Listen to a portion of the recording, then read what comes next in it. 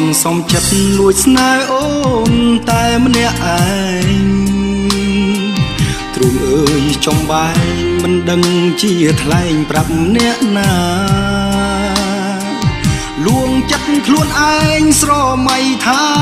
អូនជាសង្សារតាមពិតជីវ៉ាមិនដឹងខ្លួនថាបងស្នេហ៍អូនឡើយអូនទុករូបបងជាមិត្តម្នាក់បងក៏ដឹងបេះដូងប្រលឹងសាញ់ជឹកសាញ់ជឹងគិតគេផ្សេងពេលអូនរំលឹកពីគេនោះបងសោកសង្រេងក៏ហក់ខ្លួនឯងខំប្រឹងញញឹមលើកទឹកចិត្តស្រីទោះបីដឹងថាឈឺផ្សាប៉ុណ្ណាក៏ស៊ូទ្រាំដើម្បីមាសមុំជួបមនុស្សដែលស្ងួនអូនស្រឡាញ់បងស៊ូចាចេញចុះចាញ់ចិត្តខ្លួនឯង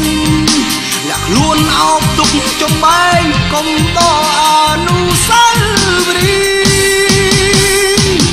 ទោះជាយ៉ាងណាក្តីស្នេហាជូនអូនហើយ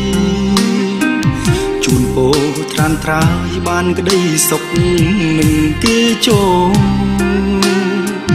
សូមអូនគិតថាមានបងម្នាក់នៅស្រណោះហើយជាបរោះគិតដល់អូនលុះរៀងអើយ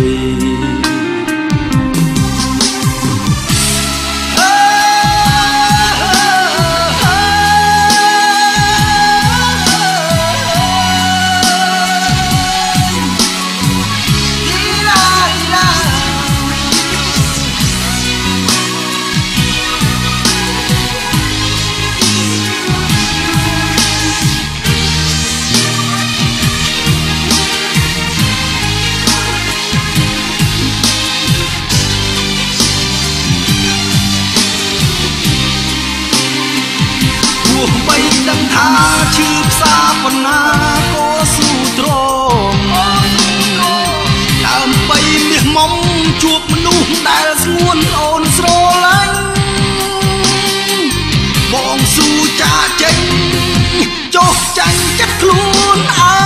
ងលាក់ខ្លួនអោបទុកចំបែងកុំតអនុស្សាវរីយ៍ទោះជាយ៉ាងណាក្តីស្នេហា